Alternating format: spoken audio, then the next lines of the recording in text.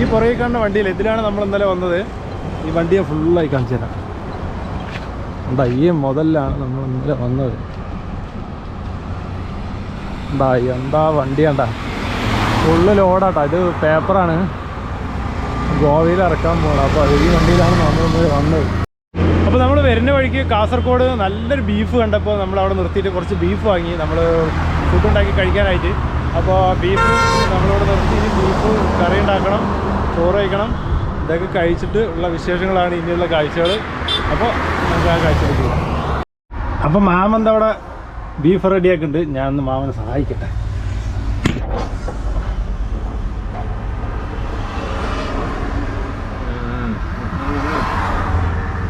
ബീഫിന് ഭയങ്കര നീളം കൂടുതലല്ലേ?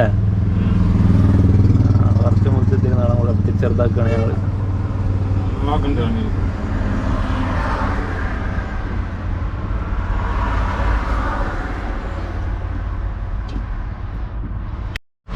അപ്പോൾ നമ്മൾ ബീഫൊക്കെ കഴുകി അരിഞ്ഞ് റെഡിയാക്കി കുക്കറിൽ ഇട്ടിട്ടുണ്ട്. അതാ ഇത് നമ്മളെ മാമ മസാല റെഡിയാക്കിയാണ്.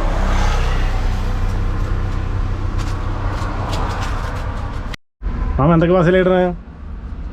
മഞ്ഞപ്പൊടി ഒരു സ്പൂൺ ഇടുക, ലേസം കൂടി ഇടുക. നമുക്ക് കുറച്ച് ഉപ്പ് ഇട്ടിട്ട് കുക്കറിൽ വയ്ക്കാം.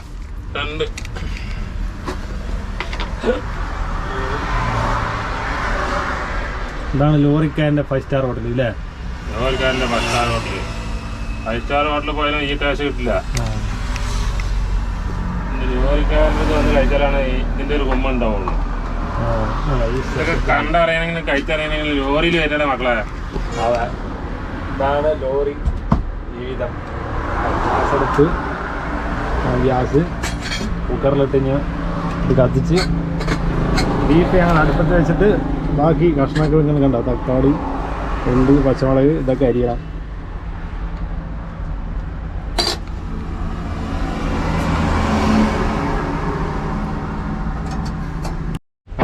മക്കളേതാണ് വെളുത്തുള്ളി ഇഞ്ചി ചതക്കുന്നത് നമ്മൾ ഗ്ലാസ്സിലാണ്, ലിവർ വെച്ചിട്ടാണ് കുത്തിച്ചതക്കണല്ലേ. നമ്മുടെ വണ്ടിയിൽ അമ്മിക്കല്ലും ആട്ടുകല്ലൊന്നും ഇല്ല. ഇങ്ങനെയാണ് ജോലിക്കാരൻ്റെ ഇഞ്ചി ചതക്കല്.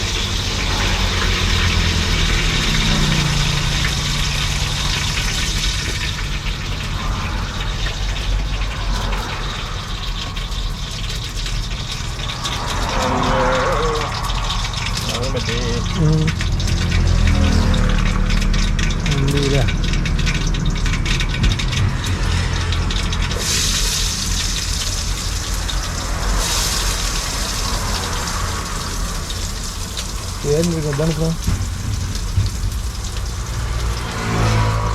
നടക്കുന്നതൊക്കെ